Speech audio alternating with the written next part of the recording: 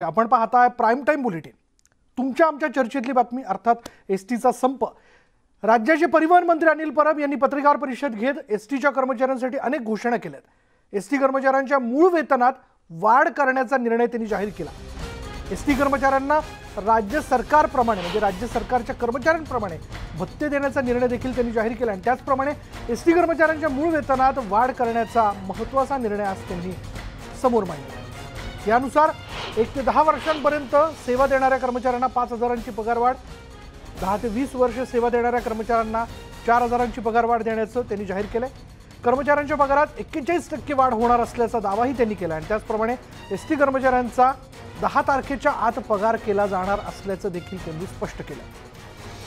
त्यामुळे कर्मचाऱ्यांनी आपला संप मागे घ्यावा असं आवाहन त्यांनी केलं।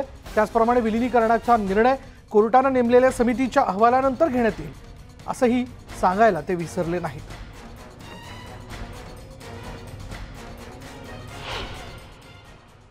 आपल्यासोबत परिवहन मंत्री अनिल परब साहेब आहेत। आपण त्यांच्याशी त्या संदर्भात सविस्तर बोलणार। परब साहेब, तुम्ही हा जो प्रस्ताव तयार केलेला आहे, हा प्रस्ताव तयार करण्यासाठी आधी तुम्ही खूप बैठका घेतलेल्या, खूप मोठ्या बैठकांचं सत्र झालं। राष्ट्रवादी काँग्रेसचे अध्यक्ष शरद पवार साहेब यांना तुम्ही भेटलात। आज तुम्ही DCM म्हणजे उपमुख्यमंत्री अर्थमंत्री अजित पवार यांना भेटलात, मुख्यमंत्री उद्धव साहेब यांना देखील भेटलात। हा सगळा प्रस्ताव नेमका कसा तयार केला? हा जो प्रस्ताव तयार केला तो प्रस्ताव एसटी कर्मचाऱ्यांनी स्वीकारला देखील पाहिजे, त्यांनी तो मानला देखील पाहिजे, त्यासाठी काय एक पूर्वनियोजन केलं? गेले 15 दिवस एसटीचा जो संप चालू होता आणि या संपामध्ये जी प्रमुख मागणी होती की एसटीचं विलिनीकरण झालं पाहिजे राज्य शासनामध्ये। विलिनीकरणाच्या मुद्द्यावर सरकारची अतिशय स्पष्ट भूमिका होती की उच्च न्यायालयाचे आदेश असल्यामुळे आम्ही विलिनीकरणाचा निर्णय घेऊ शकत नाही, कारण 12 आठवड्यामध्ये हा निर्णय घ्यायचा आहे आणि तो कमिटीच्या मार्फतच घ्यायचा आहे। ज्या वेळेला हा संप एसटीचे कर्मचारी अतिशय ठाम होते त्यावेळेला 12 आठवडे थांबणं हे सरकारला आणि कर्मचाऱ्यांना देखील परवडणारं नव्हतं आणि म्हणून सरकारने एक कर्मचाऱ्यांच्या बाबतीत निर्णय घेतला की विलिनीकरणाचा निर्णय जेव्हा येईल तेव्हा येईल, पण तोपर्यंत या एसटी कर्मचाऱ्यांना भरघोस पगारवाढ दिली पाहिजे। आणि म्हणून आज आम्ही एसटी कर्मचाऱ्यांच्या बरोबर चर्चा केली आणि या चर्चेअंती आम्ही आज त्यांना भरघोस पगारवाढ दिली। जे कामगार 1 ते 10 वर्ष ज्यांची सर्व्हिस झालेली आहे ह्या कामगारांना साधारण 5,000 रुपये पगारवाढ त्यांच्या मूळ वेतनात दिलेली आहे। मूळ वेतनात 5,000 रुपये वाढ झाल्यामुळे त्याचं वेतन आता जवळपास 7,500च्या आसपास गेलेलं आहे। तसं 1 ते 10, 10 ते 20 आणि 20च्या पुढे असे 3 टप्पे गेले। 10 ते 20 याच्यामध्ये जवळजवळ 4,000ची मूळ वेतनात वाढ केली, त्यामुळे त्यांचे देखील पगार चांगले वाढले। त्याचबरोबर ज्यांचे पगार जास्त आहेत, ज्यांचे पगार खूप वर्षाची सर्व्हिस केल्यामुळे जास्त आहेत, अशा लोकांच्या पगारात देखील 2,500 रुपये वाढ केली। त्यामुळे आज जो पगार जो झालेला आहे हा एसटीच्या इतिहासामध्ये सगळ्यात चांगला पगार आतापर्यंतचा झालेला आहे। आणि निलंबनाच्या बाबतीत आम्ही सांगितलेलं आहे की कामगारांनी कामावर यावं। जे कामगार उद्या परवापर्यंत कामावर येतील त्यांचं निलंबन आम्ही मागे घेऊ। कामगारांनी जर हे मान्य केलं नाही, निलंबन संप चालू ठेवला तर मात्र शासनाला कठोर कारवाई करावी लागेल। ही कठोर कारवाई कशा प्रकारची असेल? ही कुठल्याही प्रकारची असू शकते, ह्याचं स्वरूप कुठल्याही प्रकारचं असू शकतं। बडतर्फी देखील होऊ शकते, निलंबनाची पुढची पावलं बडतर्फीकडे आहेत। त्यामुळे शासन मग एसटीच्या बाबतीमध्ये जर एवढा आज एसटी गेले 2 वर्ष प्रचंड नुकसानीत आहे आणि प्रचंड नुकसानीत असताना देखील आज 300 कोटी रुपयाचा भार प्रत्येक महिन्याला शासन पगारावरती स्वीकारत आहे त्यांचा, म्हणजे एवढ्या मोठ्या प्रमाणात जवळजवळ 60 कोटीची वाढ आम्ही त्यांना आज देतोय प्रत्येक महिन्याला। तर ही जर त्यांनी नाकारली तर या बाबतीत मग शासनाला कठोर निर्णय घ्यावे। आणि मला असं वाटतं की कृपया कुठल्याही कर्मचाऱ्यांनी विलिनीकरणाच्या भूमिकेवरती अहवाल समितीचा जो येईल, आम्ही पहिल्यांदाच हे मान्य केलेलं आहे की जो समितीचा अहवाल येईल तो आम्ही मान्य करू आणि राज्य शासनावर तो बंधनकारक असेल आणि त्यामुळे तोपर्यंत त्यांनी थांबलं पाहिजे। परंतु याचा अर्थ संप चालू ठेवला पाहिजे असा नाही। राज्य शासनाला जो निर्णय समितीकडनं येईल तो मान्य करावा लागेल। व्हिडिओ जर्नलिस्ट रजनीश जाधव, उदय जाधव, न्यूज 18 लोकमत, मुंबई। परिवहन मंत्री अनिल परब यांच्याबरोबरची ही संपूर्ण मुलाखत आपण बघू शकता बरोबर 9:30 वाजता म्हणजे या बुलेटिन नंतर फक्त न्यूज 18 लोकमतवर। यानंतर आपण जाणून घेऊयात मूळ वेतनवाढ म्हणजे कशा पद्धतीने ही वेतनवाढ जी ती करण्यात आलेली ही जाणून घेणं फार महत्त्वाचं आहे. त्यातली आकडेवारी जर आपण लक्षात घेतली तर आपण जर पाहिलं तर यामध्ये सेवा 1 ते 10 वर्षापर्यंत ज्यांची झाली त्यांची मूळ वेतनवाढ आहे 5,000 रुपये. एकूण वेतनवाढ त्यांची असणारे 7,200. 10 ते 20 वर्षांपर्यंत सेवा झालेल्यांना मूळ वेतनवाढ 4,000. एकूण वेतनवाढ आहे 5,760 रुपये. 20 वर्ष पूर्ण ज्यांची झाली त्यांना मूळ वेतनवाढ आहे 2,500 आणि एकूण वेतनवाढ 3,600. 30 वर्ष पूर्ण झालेल्यांसाठी सुद्धा 2,500 आणि एकूण वेतनवाढ 3,600. तर त्याचा एकूण भाग जर आपण लक्षात घेतला आकडेवारीचा तर तो अशा पद्धतीने असणार आहे.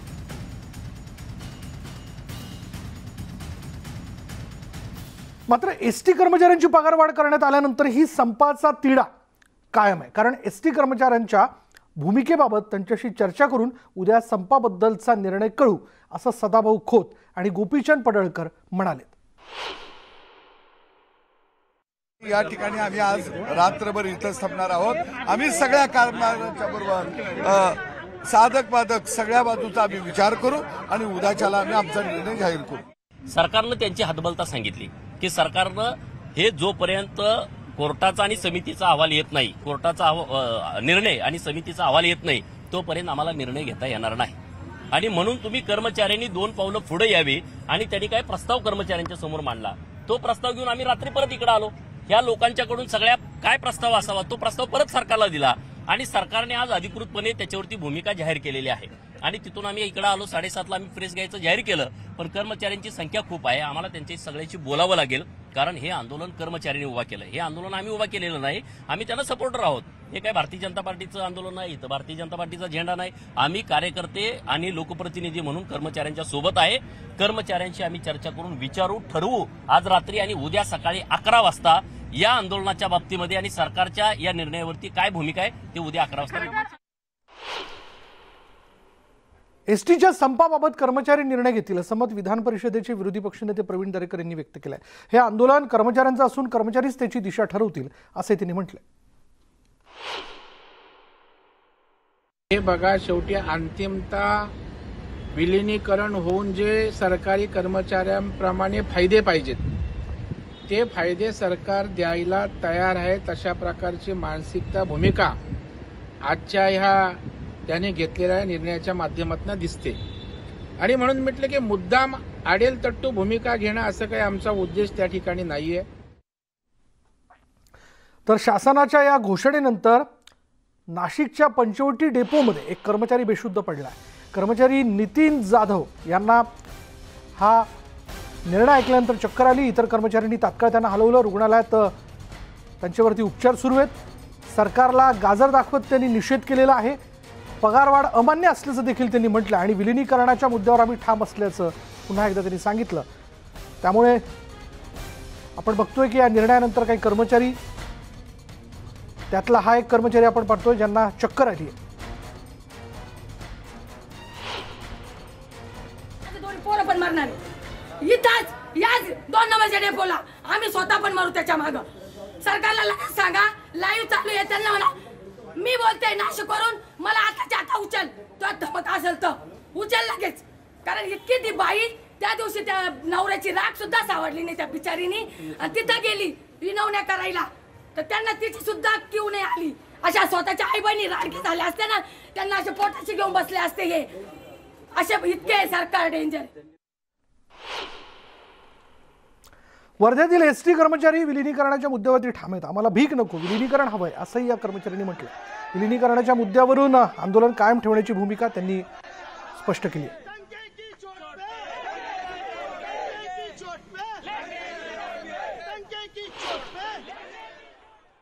साहेब आम्हाला चॉकलेट नको, लॉलीपॉप देऊन राहिले साहेब. दादा तुम्ही चॉकलेट तुमचं वापस घ्या. परब साहेब तुम्ही सुद्धा वापस घ्या. आमची एवढीच विनंती आहे साहेब. ठाकरे सरकार, आपण बाळासाहेब ठाकरेचे चिरंजीव आहात साहेब. आम्हाला चॉकलेट नको, आम्हाला भीक नको, आम्हाला आमचा हक्क द्या साहेब. आम्हाला हक्क द्या. येणाऱ्या 20 वर्षापर्यंत आपणच मुख्यमंत्री राहण साहेब. खांद्यावर घेऊन नाचीन साहेब, खांद्यावर घेऊन नाचीन. भीक नको, हक्क द्या. फक्त विलिनीकरण, विलिनीकरण, विलिनीकरण. परब साहेब हे ऍडव्होकेट असून सुद्धा त्यांना एसटीमध्ये किमान कायदा लागू करावा याची सुद्धा त्यांना दखल घेता येत नाही। याच्यापेक्षा आणखी कोणता उच्चशिक्षित मंत्री या ठिकाणी बसवावा आणि या एसटीचे राज्य शासनात विलीनीकरण करावे। आम्हाला दुसरं काही मागणी, आमची दुसरी मागणीच नाही आहे। आमची फक्त आधीपासून एकच मागणी आहे, विलीनीकरण। आम्हाला हे चॉकलेट देणं बंद करा, बाकी विषयाची चर्चा बंद करा आणि सदावर्ते साहेबाच्या नेतृत्वात आम्हाला न्याय मिळवून द्या, बस याच्यापेक्षा दुसरं काही नको। एसटी कर्मचाऱ्यांच्या पगारवाढीचा प्रस्ताव जरी मान्य झालेला असला तरी विलीनीकरण ही प्रमुख मागणी असल्याची भूमिका पुण्यातील एसटी कर्मचाऱ्यांनी घेतली आहे। विलीनीकरणाची घोषणा झाली नाही तर काम बंद आंदोलन सुरूच ठेवणार असल्याची भूमिका पुण्यातील शिवाजीनगर डेपोतील एसटी कर्मचाऱ्यांनी घेतली आहे। आता जी सगळ्यात प्रमुख मागणी आहे विलीनीकरणाची, त्याबाबतची भूमिकेतली संदिग्धता जी आहे, त्यामुळे हा संप मागे घेणार नाही असं त्यांचं म्हणणं आहे। त्यांना विचारूया आपण, पगारवाढ जी आहे ते आतापर्यंतची सगळ्यात मोठी पगारवाढ तुम्हाला दिली गेली आहे असं अनिल परब यांनी त्यांच्या पत्रकार परिषदेत सांगितलं, तरी देखील तुम्ही संप मागे घ्यायला तयार नाही, तुमची नेमकी भूमिका काय? पगारवाढीचा, वेतनवाढीचा हा मुद्दा सर्व आमच्या एसटी बांधवांचा नाही, महाराष्ट्रातील तमाम एसटी कर्मचाऱ्यांचा एकच मागणी आहे आमची, ती एसटी ही महाराष्ट्र शासनामध्ये विलीनीकरण करावी आणि विलीनीकरण या मुद्द्यावर सर्वजण ठाम आहोत। या विलीनीकरणाच्या मुद्द्यावर आमचे 42 कर्मचारी शहीद झालेले आहेत आणि त्याबद्दल आम्ही हा दुखवटा साजरा करत आहोत। तरी आम्ही कायदेशीर नोटीस 18 दिवस अगोदर दिलेली आहे आणि त्यानंतर आम्ही जे आमचे अजय कुमार गुजर साहेब आणि सदावर्ते साहेब यांच्या म्हणजे पत्रानुसार संपाच्या आम्ही नंतर हा दुखवटा चालू केलेला आहे। तरी मी सर्व कर्मचाऱ्यांच्या वतीनं सांगू इच्छितो की हा दुखवटा असाच विलीनीकरण होईपर्यंत असाच चालू राहणार आहे। ज्यावेळेस आम्हाला विलीनीकरणाबद्दल न्याय मिळेल, शासन दरबारी आम्हाला न्याय मिळेल, त्यावेळेसच आमचा हा दुखवटा संपेल आणि आमच्या 42 हुतात्म्यांच्या आत्म्याला श्रद्धांजली आम्ही अर्पित करू।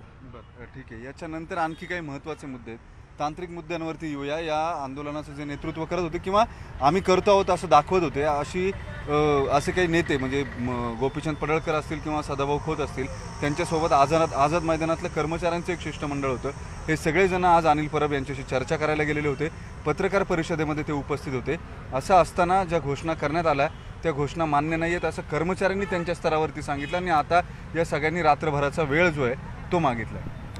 मुळात 27 तारखेला आम्ही जे 27 मागच्या महिन्यात 27 ऑक्टोबरला आम्ही जे उपोषण केलं होतं त्या उपोषणामध्ये देखील आमची हीच प्रमुख मागणी होती की आमचं राज्य शासनामध्ये विलीनीकरण केलं जावं।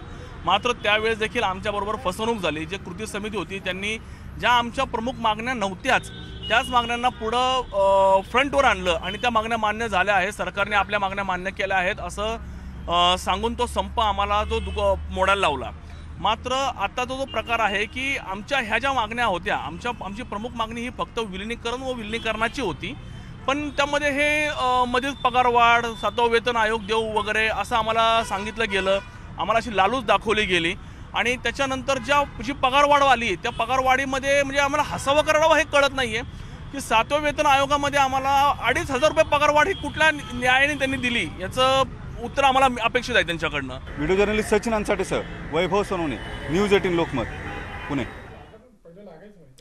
आगामी महापालिका निवडणुका काँग्रेस स्वबळावर लढवणार असून स्थानिक पातळीवर तडजोडींना मज्जाव करण्यात आला आहे। काँग्रेसचे प्रदेशाध्यक्ष नाना पटोले यांनी काँग्रेसची भूमिका जाहीर केली आहे। नाना पटोले यांनी पत्राद्वारे हे आदेश दिलेत। महाविकास आघाडीचा घटक पक्ष असलेल्या काँग्रेसनं स्वबळाचा नारा दिल्यामुळे राष्ट्रवादी आणि शिवसेनेच्या भूमिकेकडे सगळ्यांचं लक्ष लागलं आहे।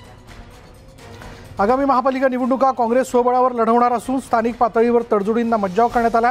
काँग्रेसचे प्रदेशाध्यक्ष नाना पटोले यांनी काँग्रेसची भूमिका जाहीर केली आहे, म्हणजे याचाच अर्थ याबद्दल हायकमांडशी चर्चा करूनच ते आपली भूमिका जाहीर करतायत। नाना पटोले यांनी पत्राद्वारे म्हणजे थेट पत्र काढण्यात आलेलं आहे, याबद्दलचा आदेश दिलेला आहे। महाविकास आघाडीचा घटक पक्ष असलेल्या काँग्रेसनं स्वबळाचा नारा दिल्यामुळं आता राष्ट्रवादी आणि शिवसेना नेमकी काय भूमिका घेतात याकडे सगळ्यांचं लक्ष लागलेलं आहे। याविषयी आपण बोलणार आहोत। आमच्या प्रतिनिधी स्वाती लोखंडे आपल्याबरोबर आहेत। स्वाती, याचाच अर्थ येणाऱ्या काळामध्ये स्थानिक स्वराज्य संस्थांच्या ज्या निवडणुका होणार आहे त्या प्रत्येक निवडणुकीत काँग्रेस एकला चलोरीची भूमिका घेणार का? खरं तर हीच महत्वाची गोष्ट आहे, कारण आतापर्यंत आपण बघितलं मुंबई म्हणून भाई जगताप असतील किंवा महाराष्ट्र म्हणून नाना पटोले असतील, यांनी सातत्यानं पुनरुच्चार केलेला आहे की आम्ही म्हणजे मुंबई महानगरपालिकेची निवडणूक असू दे किंवा इतर कोणत्या निवडणुका त्या आम्ही स्वबळावरच लढणार. पण आता जेव्हा प्रांताध्यक्ष अशा पद्धतीनं पत्र जारी करतायत आणि एकूणच सगळ्यांना सांगितलं जात आहे की स्थानिक स्वराज्य संस्थांमध्ये महापालिका असतील, ग्रामपंचायत असेल, पंचायत समिती असेल, यांच्या निवडणुका घेताना मात्र आपण त्या स्वबळावरच घ्यायच्या आणि त्या संदर्भातला जो काही अहवाल असेल तो अहवाल तुम्ही प्रांताध्यक्षांना पाठवायचा आहे आणि त्याचबरोबर जे बूथ आहेत त्या संदर्भातली पण माहिती तुम्ही पाठवायची आहे. अशी जेव्हा पत्रक काढूनच जेव्हा सगळ्यांना असे आदेश दिले जातात तेव्हा हे बघणं महत्वाचं आहे किंवा याकडे लक्ष देणं महत्वाचं की काँग्रेस कदाचित म्हणजे काँग्रेस ही एकला चलो देशाच्याच भूमिकेत आहे. कदाचित असंही असू शकतं की स्वबळावर लढून मग त्याच्यानंतर मित्रत्व स्वीकारता येतंय का किंवा त्याच्यानंतर मग आघाडी स्वीकारता येते का, जसं आपण बघितलं विधानसभा निवडणुकांमध्ये तसं काही करता येते का, असं कदाचित करू शकेल. पण सध्या तरी मात्र प्रांताध्यक्ष नाना पटोलेंचं हे जे पत्र आहे ते मात्र फार सूचक आहे. धन्यवाद स्वाती या सगळ्या माहितीबद्दल. पण तुर्तास तरी आपण बघतोय की एकला चलोरीची भूमिका येणाऱ्या कालावधीतल्या निवडणुकांच्या संदर्भात काँग्रेसनं जाहीर केली, पण राजकारणात काही होऊ शकतं, बघूयात.